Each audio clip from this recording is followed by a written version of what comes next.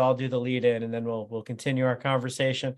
Hi, everyone. I'm Don Saucer. I'm the Faculty Associate Director of the Teaching and Learning Center. You found our professional development series, and I would say every Wednesday at noon, but this is the last one. So this is the last one of the 2023 academic year. We've had a great year, lots of events. Many of you have been awesome in contributing to those events, contributing to the conversations. So we'll pick this up next year. We'll do the same thing. It'll be amazing.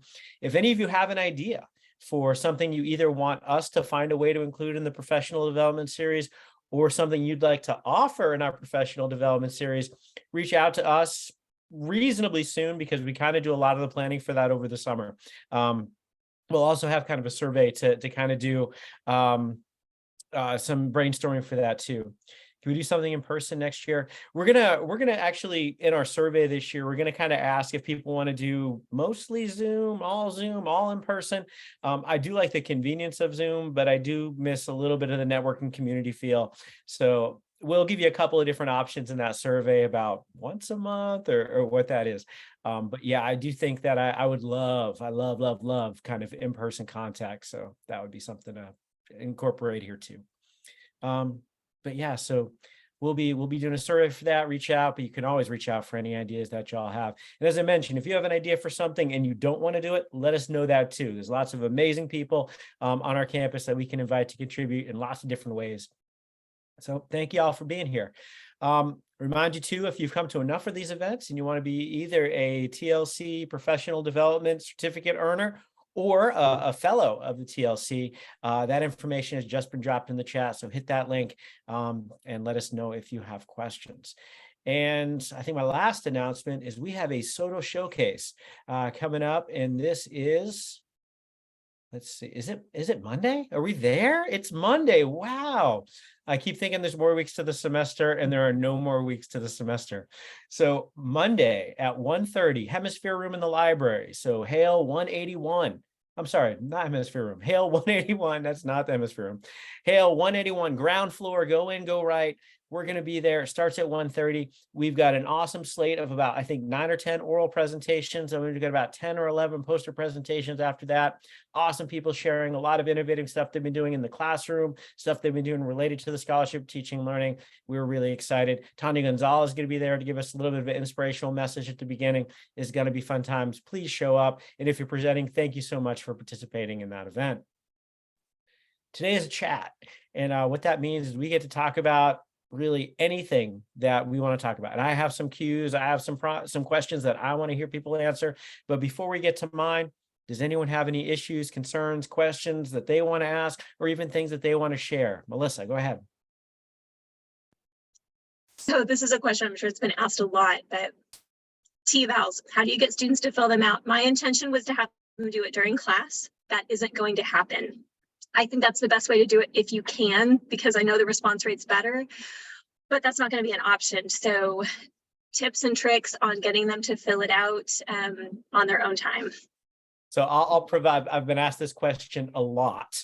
I would like to hear other people answer before I kind of chime in with the recommendation I give to everyone. But what have you done that you feel comfortable with? And Brandon's asking the current response rate. So I haven't released them yet, but in past semesters, huge difference between I did one class in person and the other class I just submitted, and I had almost 100% in person do it because 1 or 2 people were gone, and then it was probably about 30 to 40% did it for out of class. And I have really small classes, and so I ended up getting feedback from like 7 students instead of 20, 25. So if I had 200 and I still got feedback from 50, that would still be decent. But since the classes are so small, it can make a bigger difference. I wanted to make sure I knew that before I suggested what I do, because I probably get between 50 and 60%, and they do it on their own time. So kind of what I found to work is that I think I did it this semester last Friday. I start talking about winding down the semester, and I have a whole bunch of different surveys of where they provide feedback. And so I spend 15, 20 minutes saying, here's the things I'm going to ask you to do once finals are done. First one is a teacher evaluation. And I just kind of frame it as like, look, my goal is I want all of you to complete it, and just be honest. I said this, certainly I like it to be good, but what's more important to me is that all of your opinions and thoughts are represented. And then I emphasize, this is what my department head sees, this is what the dean sees, this is what the university sees. This is the way they assess my performance as an instructor. And I want to make sure that all your voices are heard when they do that. And then I do the normal reminders to the T-Val. So I usually have it open up this Friday morning. So they get the first email Friday morning, 2 reminders during finals, and the last reminder is after finals. And that's been and then I do another Canvas announcement during finals week saying, hey, as a reminder, once you finish everything up, go through and do these different surveys, and the T-Val is one of them. That's what my formula has been, but it's probably not too different from what you're already doing. So I'm going to chime in just with some numbers here. So kind of like, what are good response rates? If you're teaching a lower level class, especially a large class, anything around 50% is pretty good.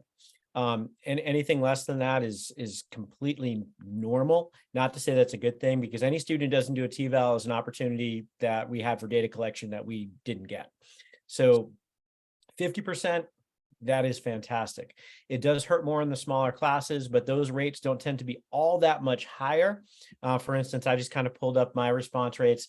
I have the Principal of College Teaching class, which some of you in here have taken, right? Where if people were going to understand the reason for T-Vals, it would be that class. And we're sitting at about 33% right now in terms of people who have done that. And I have not provided class time for them to do that. That is the number one way to get participation up, is to provide them opportunities to do it in class, but your class might simply not have the time to do that. So that is some of the issue. Now, and I think a lot of students don't want to do it until they've taken their final and until that's done. So that's one of the reasons that gets a little bit tough to do. Right. I'll chime in with a little bit more, but we have kind of the unique experience where I have GTAs and students in my classes in this meeting. So I would like them to share, based on our interactions in those classes and what you've all done on your own. I want to hear Noah, maybe Ashley, maybe Taylor, maybe Ted, maybe Slava kind of chime in and say, what have we learned and what have you heard me say about how to get T-Vals up in class in terms of the participation rates? And as students, what has kind of inspired you to do the T-Vals in your classes? So anyone can kind of jump in. I think something that's kind of already been said already, but it is just reinforcing and restating several times that this is an opportunity for the students to use their voice to improve the course in the future. That's kind of the biggest incentive for me personally for doing the T-Vals. That's something that in my previous courses that I've taught that I have also made a point to emphasize. While also giving them time in class, obviously seeing the response rate increase for having time in class to do that, but that does take away from some of the in-class time for that day's lesson as well, though. So that's the potential drawback. Just kind of depends on how long you're giving them to do that. One kind of brief caveat, if you're gonna give them class time, my strong recommendation is to do the beginning of class, not the end. If you do it at the end and they can finish, they can leave when they're done, many of them will leave without doing it. So if you're gonna do that, give them no incentive not to. So if you do it at the beginning of class of anything, the incentive is to do it longer, so that you can, kind of delay the content that they have to be tested on or something. So just, that's my small caveat to doing it in class. But rest of you, what are some of the things that we'll say, that we recommend saying to kind of inspire students to do them? What else? I think that one of the most important things to do is to explain why you want their feedback. I think that's probably, I know that's what Braden's been describing, what Melissa's been saying too, but this is really important for XYZ reasons. I want to hear what you liked. I also want to hear what you think I can improve upon. I want to hear your experiences and kind of empower them to provide that feedback. I think I've been in classes as an undergraduate student where professors offered the T-Val, but didn't really explain what it was, why it was, how it was going to be used. And I wasn't necessarily as compelled to do it. But again, providing that context, I think is really, really important when you release them. I teach students in their final years, and what I tell them is that by doing these T-Vals, you're making a difference by doing a favor to the next year's students who are coming after you, because I directly apply what you say in my next year. So you're helping your peers, and you're making a difference. Excellent. I love that. Sarah Kay. Yeah, when I've distributed, it's been primarily for first year students. And I actually talked about less in terms of myself, but more in terms of how it affect other faculty, and including the caution that if you don't like a instructor that you had, please don't just slam them completely negatively, because it's very difficult to then honestly evaluate that evaluation. Like, is it an angry evaluation where they just say this person sucked? Like, that doesn't help anybody. Give concrete examples of what was problematic so that they can actually resolve those issues. Just trying to reduce the number of people who get slammed in those evals by explaining what happens with that information. I don't think students realize that it's going to affect people or can change things, and that just being downright negative doesn't actually help anything except momentarily relieve their annoyance. I think that's a really strong point to make. And actually, at this point, one of the things I recommend is there's a video made by our Student Government Association. I'm going to ask Noah or Ashley to find that and drop that in the chat, that I recommend sharing with your students. And what it does is it says some of the kind of things that Sarah is saying, is that if you want these to create reasonable changes, you can't just flame people. That's not how that's going to work. So constructive feedback, so if there's something you didn't like, why didn't you like it? What would you recommend being done instead? So it's a little bit of a tutorial, not only on, what TVALs are for, but even some advice on how to do them. There's some additional videos that I show my students from Engage the Sage that we'll drop in here too. If they work for you, great. If they don't, that's fine too. But I think letting students know the context and the reason, because a lot of students, we talked about this yesterday in my principal's college teaching class, they think that they're being taught by brilliant robots who do not have emotions and will not have feelings when they read what they write. And if they think that of you, that's maybe we got to work on that authenticity a little bit. But I think that sometimes they forget we're people. So reminding them that, hey, I want to hear all your honest feedback. I don't want you to say things that you don't mean, either for good or for bad, but please help me improve this class. So become a collaborator on course design, kind of moving forward. Don't just, take it out of me as a person, help me teach this class. And I think those are conversations we need to be having. There's a couple logistics, and some of these might be too late for some of you, and I apologize for that, but there's a couple logistics about TVALs that I do kind of want to point out for you. Obviously, being in the Teaching and Learning Center, we kind of oversee this process. We get lots of questions, and we've thought a lot about this issue. Number one, let your students know TVALs are coming. That link is sent at like 3 in the morning and it looks like spam. So it's really easy for students to miss. I've been in class a lot, say, hey, you got the TVAL link this morning, and like, I didn't get it. And they did, they just didn't realize that's what it was. So I highly recommend you let them know that is coming, let them know it's going to look gross. It's, it's not going to come from me, and those kind of things. You can schedule an announcement in Canvas that say, hey, this morning you got your TVAL link, or whatever it is, to cue them to that. Highly recommend you can edit the messages that come from that. Edit the message, say, hey, it's Don, this is the TVAL for my class, whatever you happen to want to say. You can edit the messages that go with the reminders.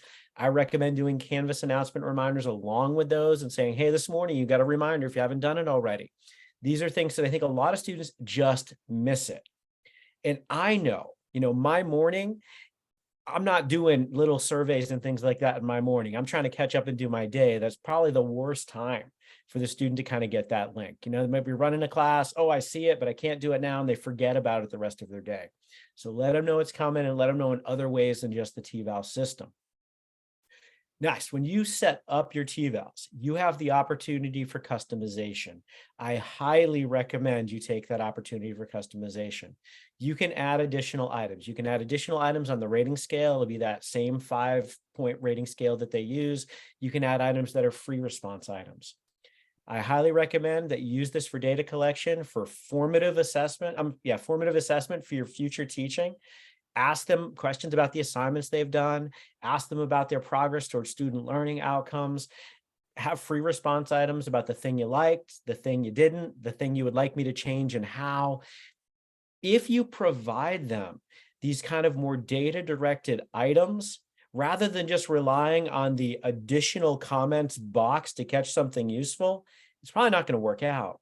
I also find that when my students are targeting their questions, so, what was your favorite unit in the class? What was the assignment you most wish I would change, and how would you change it? That's where they're putting feedback, and they might not like it. They'd be like, I didn't like this assignment for whatever. But then that free response isn't just something nebulous where a student can write anything they want and they don't know how to codify the feedback. So it's really a much more directed data gathering experience in my classes, and that's helpful. And the one last thing I'll say before I kind of recognize my colleagues here, there's also a faculty information form where, so how many, kind of depends on what you want. I add probably about 15 to 20 rating scale, and then maybe 5 free response is kind of what I'll do. And I'll have some continuity among my classes, some continuity across semesters, and then others I'll kind of trade in and out. If I ever have a new assignment, I'll typically have a question about that because I'll want to get some information about that new assignment. I've never given an assignment right the first time. I always kind of need to adapt it. So getting some feedback on that directed thing is really helpful for me. On the faculty information form, there's some kind of survey level questions about, do you teach more or less than your colleagues? With the facilities okay? Some of those kind of questions. But there's also a comment box. In that comment box, I highly recommend you identify situational factors that might provide context for your TVALs. So for instance, if this is your first time teaching in that class, I would put that in there. If you changed modality or changed the structure, I would put that in there. For instance, during COVID, I was like, this was taught during the COVID-19 pandemic. We had a transition to remote instruction halfway. I've never done that before. That then becomes an official part of that TVAL. So if someone says, hey, this looks different than other years, it was different. Look at this. If you teach a small class and you had 3 of your students cheat, which I knew is true of one of the people on this Zoom call, you might put something like that in there because I can kind of change that dynamic in a small class and just say, I dealt with an academic integrity issue with a number of my students this semester. So if suddenly they're saying you're not effective, but their demonstrations of learning are suggesting that you did a good job, that might provide some reason for why that is not converging. So I highly recommend you put that in there so it stays on your TVALs officially on that report. So when it's used for tenure promotion, job applications, award applications, anything that needs to be taken into a context is officially put on that. So that's just some of my kind of overarching logistical advice about that. And then I want to hear from Beth, Brandon, and Trina. Beth. Sorry, you're muted. I see that. Sorry. When I started with all of this, I was, I don't know what the proper, strongly encouraged not to put any of my own personal questions on the TVAL. And so now hearing like this, it's kind of like, why should we not? Maybe pros and cons. So I will say that for me, I would never encourage someone not to. Number one, there's going to be some continuity that you can't change. So there are default questions that every instructor will have asked about their class. Those come first. So even if something you were to add later might change those answers, they've already provided those answers. So I don't see any kind of, integrity issue or validity issue from those default answers by you adding questions. I can't think of a single, outside of survey fatigue, a single reason to discourage someone from asking those additional questions, because I see this as a data gathering technique to make me a better teacher. I find those default questions don't do a good job of that. I don't make changes based on averages on rating scales because I don't know what produced that. I do make changes on good qualitative feedback that tells me there was an issue with this, there's an improvement to be made here. And if that fits my teaching philosophies and practice for the class, I may make some of those changes. So I use this as a data gathering for me. I don't find the default questions get that data for me. Okay. Was there a So my hand raised was very related to this, but I'll play the opposite side of Don. Sure, I would say for TVALs, if you want the completion rate to be high, you got to keep it short. And so adding a whole bunch of other questions is going to cause a survey fatigue that will reduce that. The way that I approach that I have 2 added questions that I have on there, and that's it. I basically do, it's like a net promoter score. How, on a scale of 1 to 10, how likely do you recommend me to a fellow student? And then second is, what's the reason for your score? So if they give me a high score, they're going to tell me why they loved it. If they give me a low score, they're going to tell me why they hate it. That's the only thing I put on there. Now, all the other stuff that Don's talking about, I do in a separate survey that is anonymous, that looks at each of the components of my syllabus where they get points, and basically say, for this part of the syllabus, what how much on a scale of 1 to 5, how much did this contribute to your learning, why, and what would you change? And I do that for all the different components, and that is something I give them points for, that they do in the last week of class.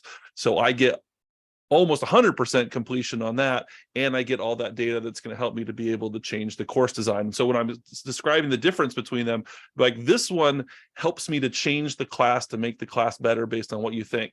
T-Val is, that's how you can tell all the people here in K-State how well you think I'm instructing. And so it kind of separates those two. That's my philosophy. You can try it and see if it works. That's kind of what I've been doing anyway. The T-Val is just kind of the formality piece, you know, for supervisory, you know, like to submit in that sense. And I liken that to when they're teacher, because, you know, College of Ed, right? So when they're teachers, they'll have that summative formal assessment, you know, that they will have to submit some things like this for.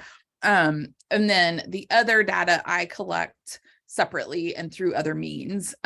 So I think the main thing, I think when I was encouraged not to do this, it was more about that's in your permanent file kind of thing. And if anything were maybe not so great, that would you want that like to be there permanently? Possibly. I'm not really sure, but that's why I asked. And I have a third survey that addresses that last part, is that I have another thing where, like, if you have a problem with what your grade is in class, you feel like I haven't addressed it correctly, here's a chance for you to bring it to my attention one last time, because I want to try to resolve that. And that one you can put your name so I can resolve it. So I try to flesh those out rather than feeling like the only way that they can get my attention is to put it on the T-Val.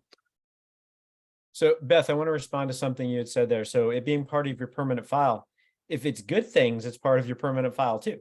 Right. Right. So I mean, and I also don't think that a student who has an axe to grind or a concern to share, they're going to find a way to share that on the T-Val. You know, so I think that those don't work as much for me. I did mention survey fatigue is a concern to me, and I think Brandon's kind of approach alleviates some of the issues that I have with that, as long as you can keep them anonymous, right? It is a little bit harder when you're like, I had this assignment, they put their name on, and look, they said wonderful things about my class. That's a little bit more of a problem potentially. But yeah, I don't even know what to say next, but I'm going to have Trina talk. Trina has amazing things to say. I was just wondering if people gave points. So I've heard from some instructors that if there is a certain level, a certain percentage achieved by the entire class, that everybody gets, you know, a few points, another incentive. And it's usually very high. Like if I get an 85, 90%, whatever that is, then everybody gets, you know, five points on their grade. I was wondering if anybody used that. I've heard from just a few that have. I will say I personally have huge problems with that. And actually in the TLC newsletter this week, on the advice of Tanya Gonzalez from the handbook, there should be no incentives for T-Vals, either personally or collectively. The biggest issue I have with the collective is that my grade depends on other people. I have a problem with that, right? Like, you grade me on my work, my performance, that's fine. But even incentivizing individual T-Val completion, there's some lack of understanding or potential for misunderstanding that they're being bribed for good T-Vals. So that potentially becomes an issue there too. So I don't think incentives, they work for completion, but they disrupt, I think, some of the integrity of the process. But yeah, I've heard a lot of people do that too. And then I go on this rant every time I do. So that's how that happens. Yeah, for those of you who need to leave at 12:30, that's fine. I understand this is not the only thing in your lives. Hopefully it's a big priority, but it's not the only thing in your lives. I understand that. Slava, I see your hand. Yeah, two things. One, a piece of advice that works for me. This is for for extra questions. Lower my hand. But I like to give them categories of things because I say, hey, lecturing, e.g. engagement, whatever, class structure, exams, communication with the structure, because there's times you like give me feedback, but they're like on what? But if you prompt them, I find my responses are real good. And Don, you tell me if this is within the realm of giving points for TVALs. So I actually give class time, so I know this is not a concern for me, but during the pandemic, like the pandemic semester, when it hit, now I don't know if this is because of this, but I had decent response rates. And I think I did, this is like an extra credit thing, but I just gave them a little questionnaire and I said, hey, did you see that the TVALs were released? Did you do you know that I really value your feedback? And then I would appreciate, if you took some time. And then there was nothing about you have to do it or anything like that. I don't know if that's within the realm. And I don't know, I'm trying to use a little cognitive dissonance there to kind of, be like, well, Slava doesn't value my feedback, whatever. So I don't know if that's skirting the line or not, but I did have decently, I think, the numbers you described, I think my numbers were higher during the pandemic. I don't know what the overall pandemic numbers are, but I'd like to hear feedback if that's even appropriate. I would say that's better than some of the other things that I've seen, like, the lab instructors who give out TVALs and just happen to bring donuts, on the TVAL day or things like that. Like, I don't think you're quite there. It's something that I just wouldn't do, just to kind of remove any kind of possibility for that misunderstanding. But I think the way that you did it is probably, not the worst thing I've ever heard. But then, no, I appreciate that. So TVALs are fun. Any other questions about them? So the other thing I'll say, and we talked about this yesterday in my principles of college teaching classes, no matter how long you've been teaching, no matter how much positive feedback you get like that one negative comment, and it just it keeps you up at night and all those kind of things. And I'll share this one because I share this one a lot when we talk about TVALs. One of my now favorite comments ever is when I first started teaching, and one of the students put in the free response section, Donnie boy is a cocky prick. And this one kind of floored me for a second. And you know what? To be honest, cocky prick, I'll accept. But Donnie boy, come on now, show some respect. They're like Professor Saucy was a cocky prick. I'd be like, all right, you got a point. That one might be okay. So understand that you get those comments, you and all of your colleagues, we can empathize with that, share, talk about it, crowdsource how to cope with those. And I'll also recommend, don't chase TVALs.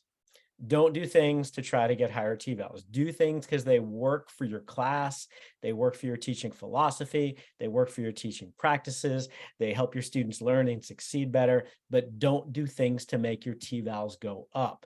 And don't make changes just because one person suggested it on a TVAL.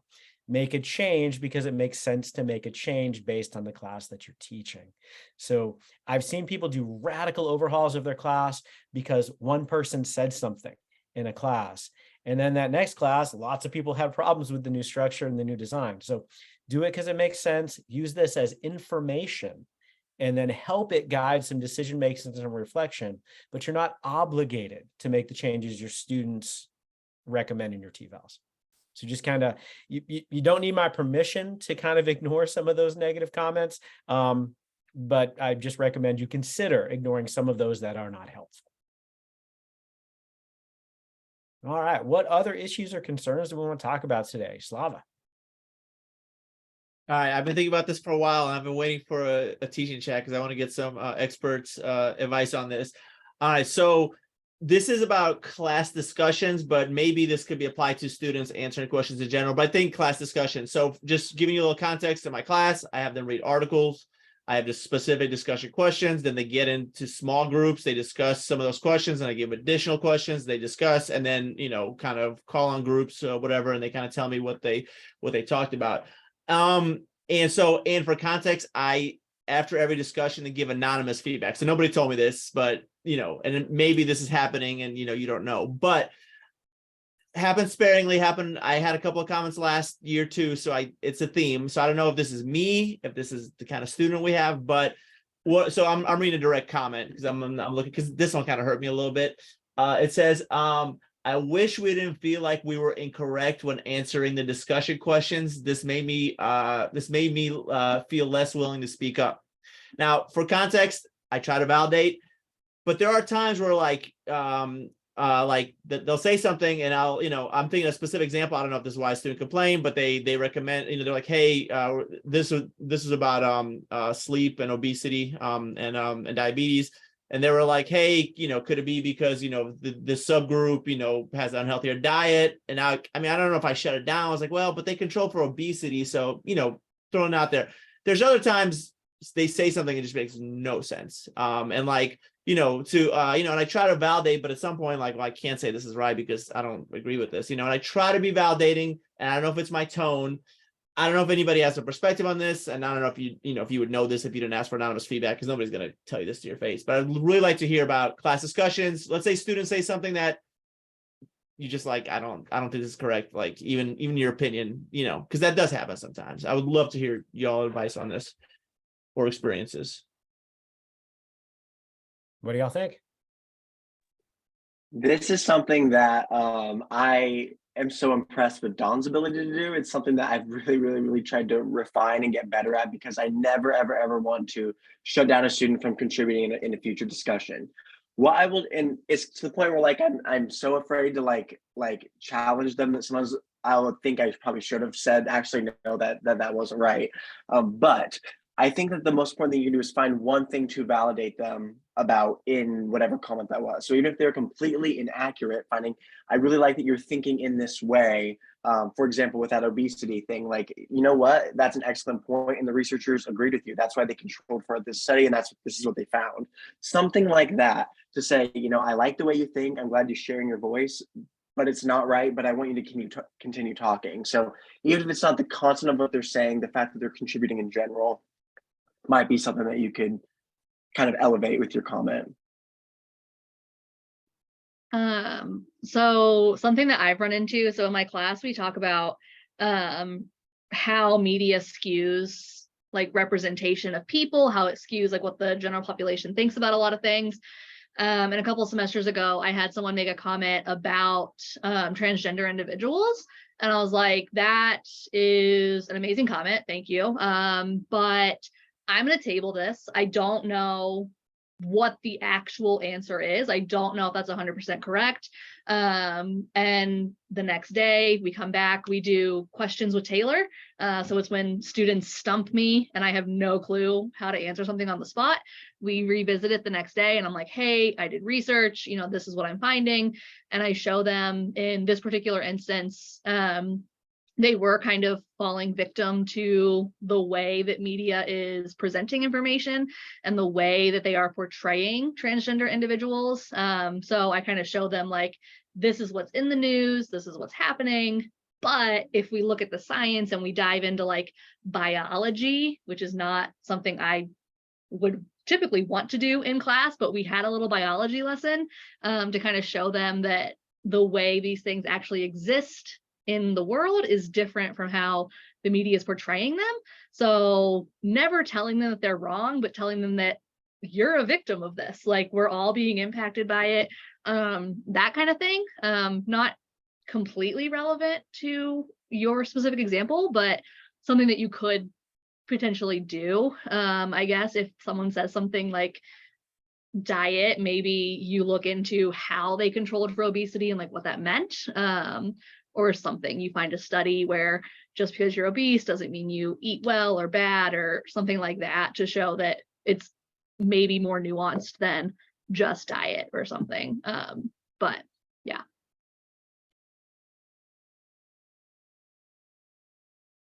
So Slava, one of the things that it kind of occurs to me is that the reason the student could be incorrect was because the question was factual. And one of the things that I try not to do is to ask too many factual questions. I love opinion questions, share your experience kind of questions, those kind of things, because it's unlikely a student is going to give me something that is incorrect. But if I ask a question with a correct response, there's a possibility that they're incorrect. One of the things that I do like to do if I do that, and I will do that on occasion, is I might say no, but if I asked this question, you would have been right. So kind of recognizing you learned something, you just applied it at the wrong time. That is something that I've kind of done, and I've gotten a little more comfortable kind of, or wait, hold on to that answer. I'm going to come right back to you in a second, if they're answering something else. Something else you can do when they're kind of saying, I think it might have been this, and you say, no, they controlled for that. Say, actually, the researchers thought that might be the case too. And they actually measured that and controlled for it, and the effect still held up. So they thought it might be that, it wasn't. What else could it be? So you're actually using them controlling that factor as saying you're thinking down the right path, right? Now, something I also want to kind of point out here, though, and this is a little bit harder thing, and it's kind of, something that Taylor said inspired me to think about this. Sometimes your students are going to say things that aren't necessarily, that the issue isn't their factual accuracy. The issue is their offensiveness. If a student engages in something that is, out and out offensive, you got to call them on that. If a student says something bigoted in your class, racist, sexist, homophobic, what have you, you do have to, what I'll do is, typically I'll give one chance to refer. I'm sorry, I'm not sure I heard you correctly. Could you please restate your comment? If they kind of double down on that comment or not, you say, oh, because the original thing I heard you said sounded to me like that was something racist. And that's something that can't happen in this class. Because if you let one of those comments go unchallenged, other students might think you are condoning or even encouraging that comment. So if someone says something that is out and out offensive, you do have to challenge that comment. Try to use it as a teaching moment. You can use things like, I'm not sure that you meant it this way, but a lot of us might interpret that comment as offensive for these reasons. And because of that, we might use this other terminology. We might phrase it differently. But that's something else that I feel like we got to kind of acknowledge too. So if we're having, conversations right now in the state of Kansas about, say, the rights of trans people, we might get some controversy this week if you've been following what's been happening in our state legislature. So if you're going to take on these topics, have a set of contingencies for how it is that you're going to intercede if someone says something that makes another student in your class feel unsafe. But back to your original point, Slava, I like that you're interacting with your students. I like that you're asking them questions. I like that you're giving them opportunities to use their voice. Noah talked about kind of validating the students for contributing. Absolutely do that. Thank them, mean it, and give them more opportunities. That's awesome. But some students, no matter what you do, some students, it's not going to work for them, right? You have discussion. I love that. Some students don't want to discuss, right? And it might be a very specific moment in that class that, if we interrogated you, right, you'd have no memory of that thing happened, but that's like a flashbulb memory for them. You have no idea what really precipitated that individual comment. Any more feedback or advice for Slava?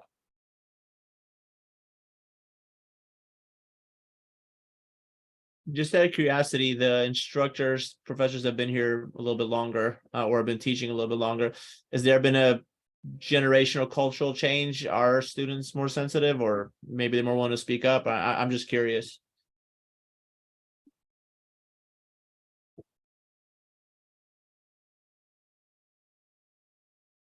I don't know that I've really kind of seen a change. I've always had students talking to my classes. I've been teaching for, over a couple of decades. I've always had students who've been willing to discuss and share their opinions. And I set up my class that, if you want discussion, the advice I give you is early and often on that first day of class, have them discuss, set the norms, reinforce it, validate it, give them opportunities, shape those rules of your class so that you're going to allow for that discussion, make it safe, make it inclusive. I haven't seen changes in students. I always, as a stereotype researcher, I hate when people are like, well, millennials want. It was like, yeah, maybe some millennials want, but anytime we're talking about a generation of student as a monolith, we're incorrect. So I don't know that I've seen differences in the generations that I've been teaching. I've seen some students like it and some students don't. Sarah, I see your hand. Yeah, so the majority of my experience, I will say, are what we call one shots. So I have taught semester-long classes, but as a librarian, I often go and work with a class one time, right? And so I've been doing that for 20 plus years. And I would agree with Dawn. I find that from class to class, it can change. So I can teach go and meet with a 9:30 class and a 10:30 class, and the 9:30 class will talk and be totally engaged. Same instructor. 10:30 class, it's like I came in and there was poo all over my shoe and they just don't want to make eye contact. It's like the worst thing in the world that I'm asking any questions. And then I'll come in and do a 1:30 class and it'll be a radically different environment. So I've found it's hard to predict from day to day how a given class is going to respond. And to some extent, I think we've talked about this a little bit before, it's not always in our control, even as instructors. There's just some ways a class will gel and it's amazing. And there's some ways the class will gel and you're like, I cannot wait to get away from this environment myself. So. Yeah, another reason not to chase those T-vals, because you do not know how the next cohort is going to respond to the same stuff. Ooh, but Don, I have a question idea real fast. Yes, go ahead. So Sally Bailey in drama used to do these things where they would like role play kind of stuff. And I'm wondering if it might be something to do in next year is to do some class discussion role playing where we like have multiple chances to like practice saying these phrases that you've kind of gotten down pat, or just the, you know, going along and talking and then just having somebody say something that stops you in your track. And how do you have something in your package to pull out and say, okay, this is what I'm going to respond in this environment. That just might be something to play with next year. I love that idea. Noah, Ashley, write that down. I'll also use this for some, gratuitous self-promotion. We have a paper in the late stages of the revision process. We just got to get one more reviewer to buy off like on one sentence, and then it'll get published. But I had taught a class on how to teach seminars. So it was a seminar on seminars. And what we did in that class is we had people do these lecture leadings or discussion leadings.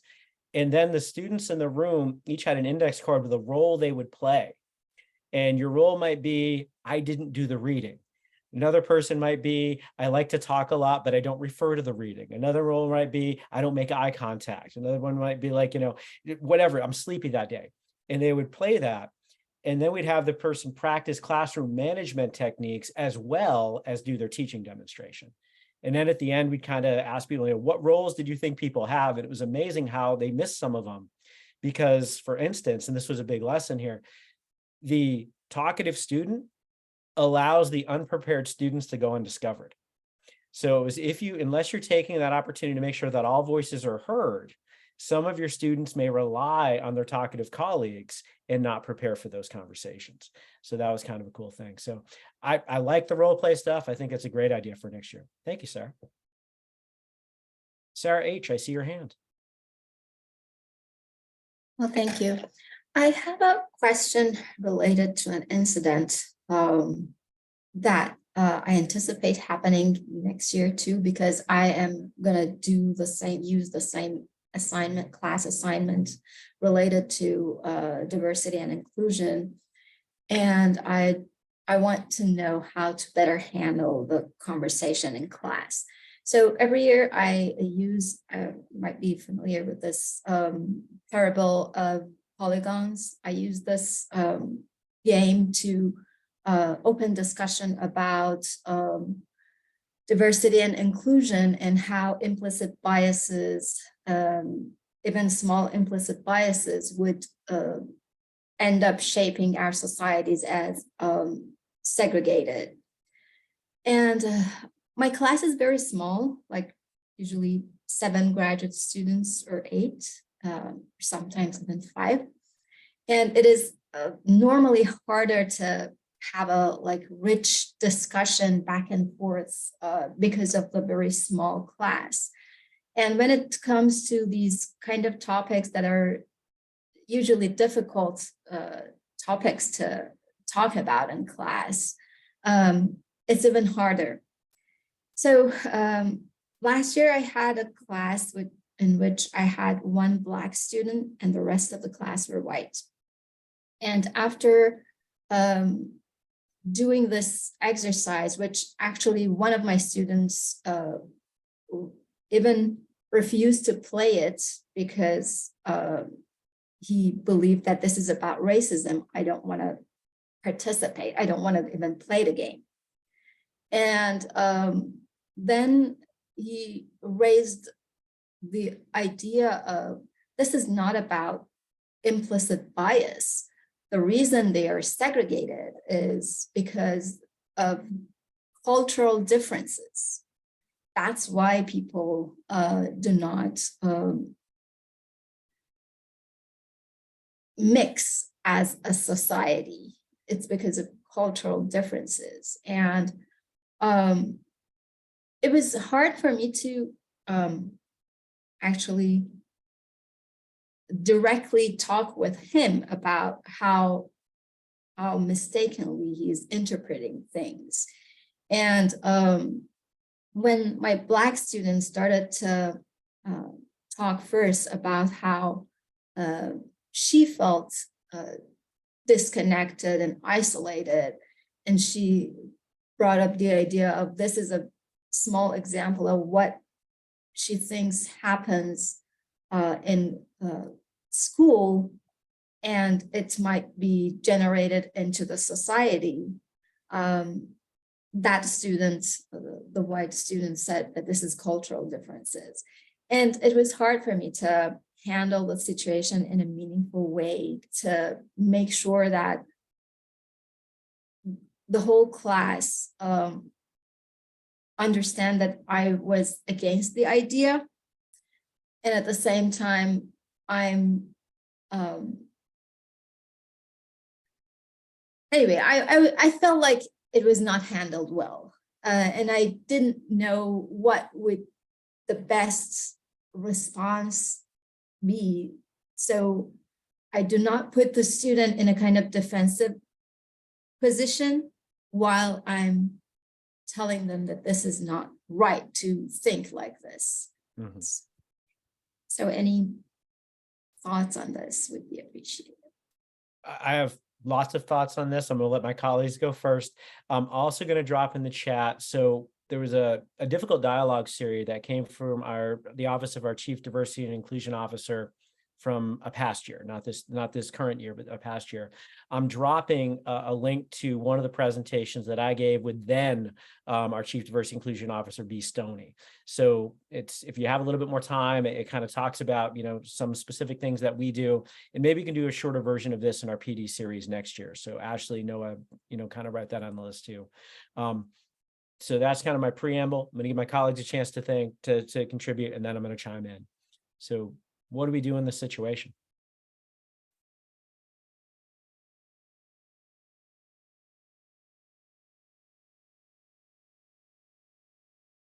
Now I'm not sure about responding to that specific thing, but I know if I had a specific topic to focus on, now I don't know what their tone was and their, if they were totally flippant and dismissive of the other thing, but along with maybe possibly something else, I would say something along the lines of, well, like there's probably a lot of factors that contribute. The one I want to focus on today and kind of lead the conversation that way. But I don't know about in terms of like, hey, were they over the line and, did that need to be addressed? But if getting back on track, because, I think a reasonable person that has a belief that something's majority responsible for something, hopefully they're reasonable enough to be like, well, there's a lot of factors that contribute to anything. And this is one of those things.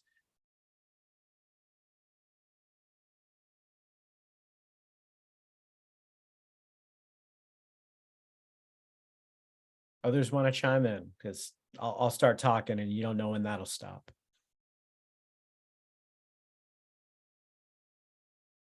All right. So anytime a student's going to kind of give me a comment, especially around kind of a sensitive or controversial topic that doesn't sit well with me, right? So it's maybe going to be, off topic, offensive, something like that. I want to explore where the topic is coming from, because one of the things, being a social psychologist, is that there's a lot of context for why we do the behaviors we do. So when a student makes a comment, I'm gonna ask a couple of questions, right? If it's out and out offensive, I'm gonna get right into it. Right? I'm like, I'm sorry, you can't say that, do that, whatever. But if it's a little bit more ambiguous, about what that comment is about, I'm just like, oh, what makes you say that? Right, and kind of explore that a little bit more. What evidence do you have to back that opinion? And I'm going to try to say it in a way that is not interrogative. I'm not trying to, really put them on the defensive, because that's not going to help. But what I am trying to get them to do is to kind of critically consider the comments they've made. Sometimes our students are trolling. Sometimes our students are just saying the thing to get the rise, to kind of piss people off. And when you're like, oh, that's something. What makes you say that? What's the evidence you have for that? And if I've actually sometimes had students say, oh, I don't know, I just wanted to say it. And it's like, okay, well, that's not really the time to just say things for shock value, but thank you for your participation. Does anyone else have something productive to add? And I'll kind of come back to the other kind of thing. If they want to take on a controversial topic that I do not feel comfortable in my expertise, because that's happened sometimes, especially with a current event that I don't know all the things about. I'm like, well, what about this other thing? I'd be like, that is an excellent issue to potentially consider. How about you shoot me the source for that information and email, I'll look into it, but I don't want to have a conversation I'm not prepared to have. So that's another way that'll kind of control where the subjects go in my class. I think the other thing to kind of keep in mind is that discussions, when I have them, I'm going to have an objective in those discussions. And what will happen is I'll frame my reactions and the questions I ask back to my objectives. If a student takes it another place or suggests we're not achieving that objective, I'm going to try to be flexible to get back to that objective. I don't think that good discussions are truly free form. There should be some structure, there should be some contingencies, there should be a goal. And I'm going to try to have that guide my reactions to any of the students' comments in my class. I found that a small class can have wonderful conversations about a lot of different kinds of things, but there has to be some understanding about what a discussion in that class means. And one of the things I feel is that my students shouldn't be expected to do things well that I haven't taught them to do. Teaching your students how to engage in discussion fruitfully, professionally, empathetically, these are things that I think we should build into that class if we expect that to happen. So it might be, if you're going to do these kinds of things next semester, providing a little bit more opportunity early on with safer topics, providing some stated expectations about the rules of engagement in the conversations that you're going to have. Those would be things that I would recommend.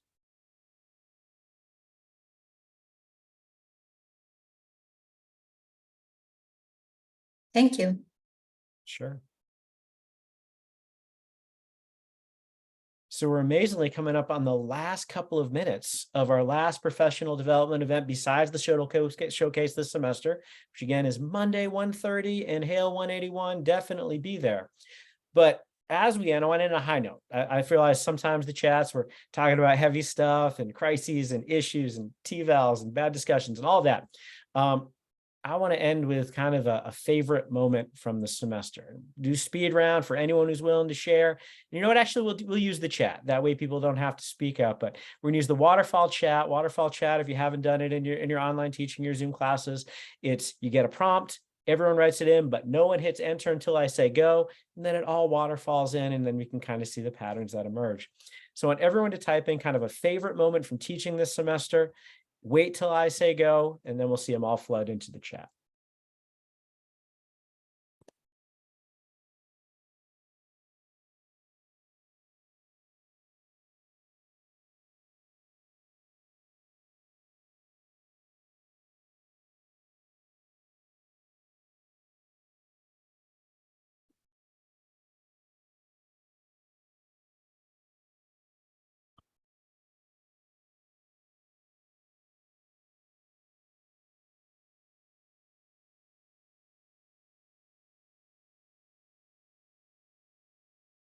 All right, everyone hit enter.